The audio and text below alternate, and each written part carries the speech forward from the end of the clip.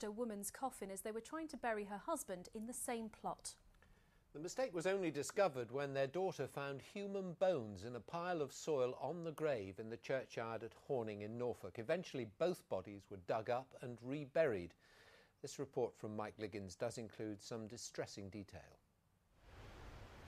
Losing a parent, losing any loved one, is a terrible experience. But Teresa Hubbard has had to suffer something perhaps even more terrible. In May, Teresa's father, Jim Owen, died and was laid to rest with his wife, Queenie. Queenie had passed away 8 years ago. But when Teresa visited the grave soon after her father's funeral, she found parts of her mother's body. Just on the surface and just under the surface of the soil, we found a tooth. We then had a piece of jawbone which still had a tooth attached.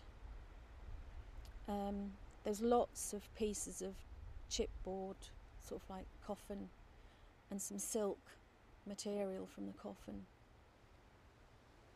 It was just such a shock, really. In July, with permission of the diocese, the two bodies were exhumed and reburied.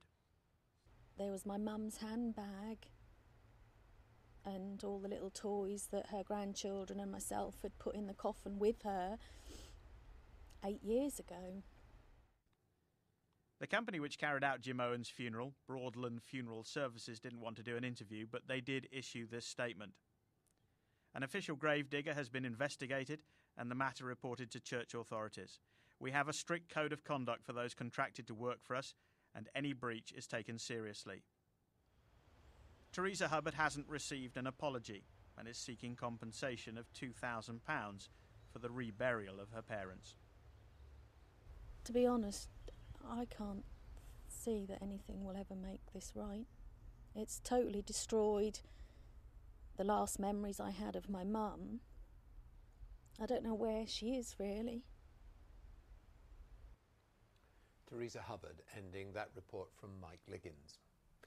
Liberal Democrats from Huntingdon have sent a message to the coalition with a motion at their conference which was strongly critical of government plans to create academies and so-called free schools. The motion against the plans was passed by a landslide. Our political correspondent Andrew Sinclair is at the conference centre in Liverpool. Stuart, this is becoming a big issue in our region where a number of academies and free schools are planned. Today's vote, as you said, was overwhelming. The motion had been put down by the party in Huntingdon. The scale of support shows that many in this party feel that the coalition government should not be promoting these new schools.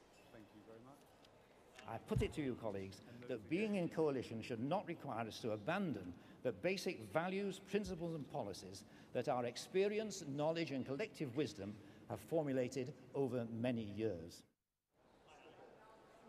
Now, academies and free schools are run not by the local authority, but by organisations, or in the case of free schools, by groups of parents. The government says it's a good way of driving up standards and giving parents choice. The party here thinks they're elitist. One free school is being planned in Bedford. Nikki Jenkins has been trying to find out what they make of today's decision. This time last term, Mark Lahane would have been facing a maths class. Now he's the one with the homework to do. He and his wife Janet, also a teacher, are living off their savings at the moment as founders of Bedford's first free school. You wouldn't be saying to a doctor, it's really weird that you've set up a doctor's surgery, and you wouldn't be saying to an accountant, why did you set up an accountancy? I don't think it's weird that teachers set up among schools. Bedford at the moment offers a choice of private schools or high house prices as people move into the right catchment areas. Mark and Janet say for many people that's no choice, and that's who they're aiming at.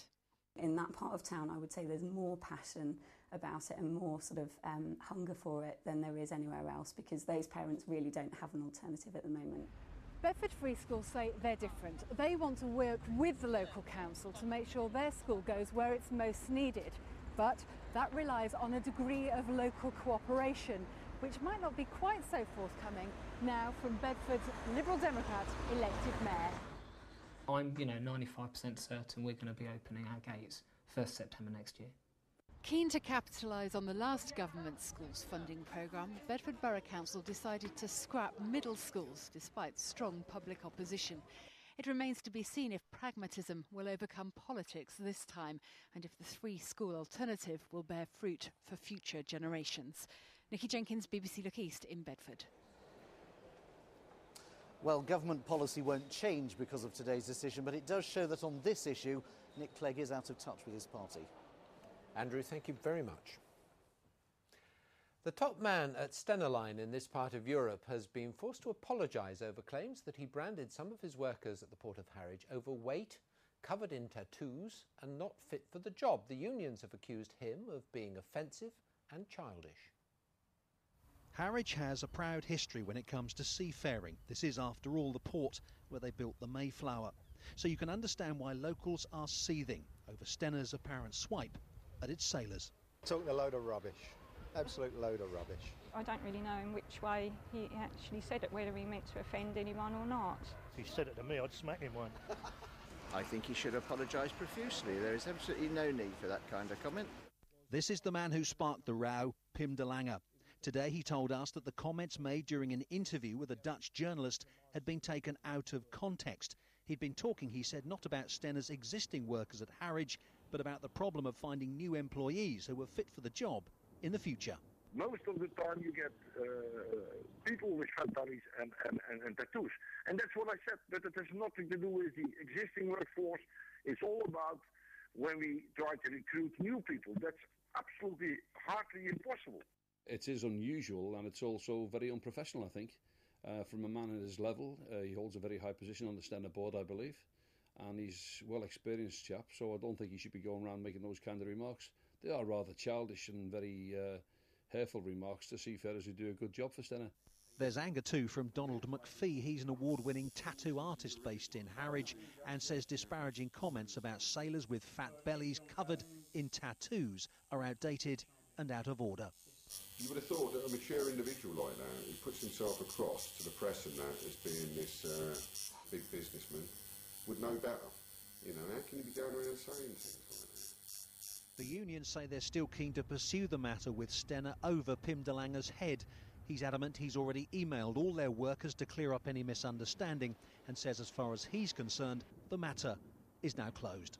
Kevin Birch, BBC Look East in Harwich. Well, later in the programme, all the football, some speedway and an athletic Mike Cartwright.